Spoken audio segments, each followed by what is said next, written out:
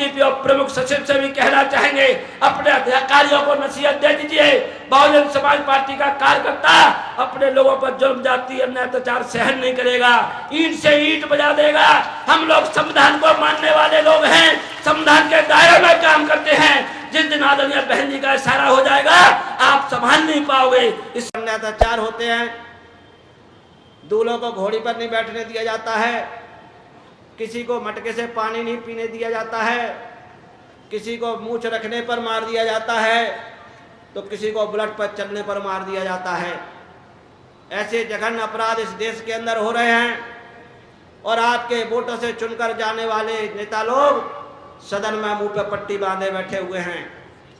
ऐसी घड़ी में पूरे देश के कोने कोने में आपके ऊपर हो रहे जुल्म जातीय अत्याचार को रोकने के लिए और उनकी आवाज उठाने के लिए अकेले इकलौते सांसद इंजीनियर रामजी गौतम जी आपकी लड़ाई लड़ने का काम करते हैं। इसीलिए आपसे बार बार ये कहा जाता है कि आप लोग सांपनाथ और नागनाथ को समझिए, इनके बहकावे में आप लोग गुमराह ना होइए। ये आपके साथ कुछ भी छल कपट कर सकते हैं, झूठी सौगंध खा सकते हैं, क्योंकि इनका झूठ बोलने का काम है। और जब आपके ऊपर अत्याचार होता है तो ये ताली बजाने का काम करते हैं।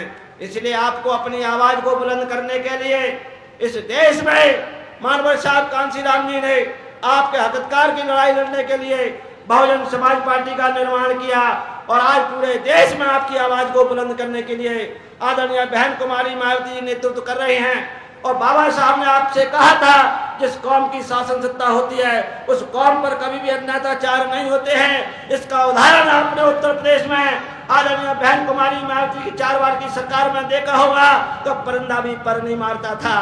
गुंडे अपराधी जितने भी असामाजिक तत्व थे पूरा उत्तर प्रदेश छोड़ के चले गए थे। अगर आपकी तमन्ना सच्ची है तो आपके पास रास्ते हजार हैं और तमन्ना झूठी है तो आपके पास बहाने भी हजार हैं। जो लोग कहते हैं संविधान में कमियां हैं, उस लोगों को भी माननीय बहन जी ने मुंह तोड़ जवाब देने का काम किया और देश का सर्वोच्च संविधान साबित करने के लिए उत्तर प्रदेश में सामाजिक लड़ाई लड़ते हुए गरीबों को न्याय देने का काम किया और संविधान को सच्चा साबित ठहराने का काम किया। इसी आवाज को आज पूरे देश की माननीय सांसद जी उठा रहे हैं। और आज यहाँ पर जो जिले में अन्याय अत्याचार जघन्य अपराध, अभी आपने श्योपुर के वीरपुर में देखा होगा, एक दलित की अर्थी को भी नहीं जलने दिया जा रहा। बाबा साहब की आप जयंती मनाते हो, बाबा साहब के वोट से आप राजा बनते हो, बाबा साहब के सम्मान में हमारे लोग आज जो खुशियां मना रहे हैं उनको भी आप देख नहीं पा रहे हो।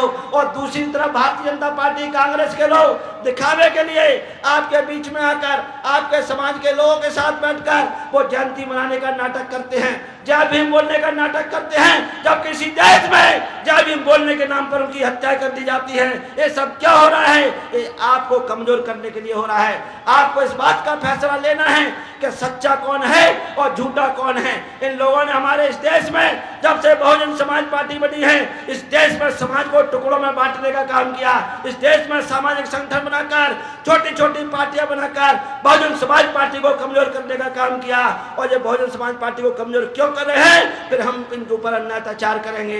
ये हमारे बीच में आपको देखने को मिल रहा है। आज आप पूरे जिले में जाकर चले जाइए, आज हर आदमी भयभीत है और जबकि भयभीत होने का कोई कारण नहीं है। इन सबकी मंशा एक ही है, इस समाज को कमजोर कैसे किया जाए, इन पर राज हुकूमत कैसे की जाए। इसके लिए लोग एक ही थाली के चट्टे बट्टे अंदर खाने हाथ मिलाकर आपको गुमराह करने का काम करते हैं। अब समय आ गया है क्योंकि आपने इनका 2 अप्रैल का झूठ भी देखा है। आपने अभी 1 अगस्त का निर्णय जो सुप्रीम कोर्ट के द्वारा आया उसमें भी कांग्रेस बीजेपी की आपने झूठ को पकड़ा है। ये लोग हाथी के दांत जैसा काम करते हैं, दिखाते कुछ हैं और करते कुछ हैं। आप लोगों को सावधान होना है। आदरणीय बहन कुमारी मायावती के नेतृत्व में अपनी आवाज को बुलंद करने के लिए और अपने हक अधिकार को लड़ाई को लड़ने के लिए माननीय बहन जी के हाथों को मजबूत करना है। यहाँ के प्रशासन से भी मैं कहना चाहूंगा कि जो घटना इस जिले में घट रही है, जो अपराधी बेखौफ घूम रहे हैं, रेत के ट्रैक्टरों पे हाथ की कोई लगाम नहीं है, सेल टैक्स टोल टैक्स सब पे आए दिन घटनाएं घट रही हैं। टोल टैक्स के तो कहीं ना कहीं इतने केस सुनने को मिल रहे हैं कि आप लोग इसको नजरअंदाज करने का काम करते हैं। इस जिले में दूल्हे को भी घोड़ी पर बैठ के नहीं निकलने दिया गया। कई समाज के लोग कहते हैं हमारा तो कोई ऐसा रोकने वाला नहीं है, इन सबके साथ ऐसा दुर्व्यवहार हो रहा है और पूरे प्रदेश में हमारी बहन बेटियां सुरक्षित नहीं हैं। इस प्रदेश में सबसे ज्यादा बहन बेटियां इस प्रदेश से गायब है, ये एनसीआरबी की रिपोर्ट कहती है। फिर भी हमारे लोग सोए हुए हैं। आपको अपनी आवाज को बुलंद करने के लिए जागना होगा और अपनी इस वोट की ताकत से आदरणीय बहन कुमारी मायावती हाथों को मजबूत करके अपनी शक्ति को पहचानना होगा। तभी आपकी जुल्म जाति आपके ऊपर कमजोर होगी, रुकने का काम लेगी। शेष बातें माननीय सांसद जी आपको बताएंगे, क्योंकि हमको अभी चलकर ज्ञापन भी देना है। मैं तो प्रशासन से फिर एक बार कहना चाहूंगा कि आप लोग तत्काल फोन भी उठा लिया करें, क्योंकि इस प्रदेश में कई एसपी डीएम फोन की अनदेखी भी करते हैं। इसलिए मुख्यमंत्री महोदय जी इस मंच के माध्यम से आपसे भी कहना चाहेंगे और डीजीपी और प्रमुख सचिव से भी कहना चाहेंगे, अपने अधिकारियों को नसीहत दे दीजिए। बहुजन समाज पार्टी का कार्यकर्ता अपने लोगों पर जुल्म जाति अन्याय अत्याचार सहन नहीं करेगा, ईंट से ईंट बजा देगा। हम लोग संविधान को मानने वाले लोग हैं, संविधान के दायरे में काम करते हैं। जिस दिन आदरणीय बहन जी का इशारा हो जाएगा आप संभाल नहीं पाओगे। इसलिए समय है, क्योंकि अभी एक घटना बालाघाट में घटी, टीकमगढ़ में घटी, सतना में घटी, रीवा में घटी, अभी राजगढ़ में घटी। तमाम घटनाओं को संज्ञान में लेने के लिए हम लोग सामान्य प्रशासन पुलिस प्रशासन से संबंध बनाकर उन व्यवस्था को सुधारने में आपका सहयोग भी करना चाहते हैं। पर आप लोग निरंकुश होकर सरकार के इशारे पर, मुख्यमंत्री के इशारे पर आप इन गरीबों पर जुल्म जाति अत्याचार में सहयोग करते हैं। अपनी कार्यशैली में सुधार करें, नहीं तो बहन जी के आदेश पर हम ईंट से ईंट भी बजाना जानते हैं। बाकी बात है माननीय सांसद जी आपके बीच में करेंगे। मैं आपका तहे दिल से, हृदय की गहराइयों से आभार और धन्यवाद करते हुए मैं अपनी वाणी को विराम देता हूँ। जय भीम, जय भारत। धन्यवाद।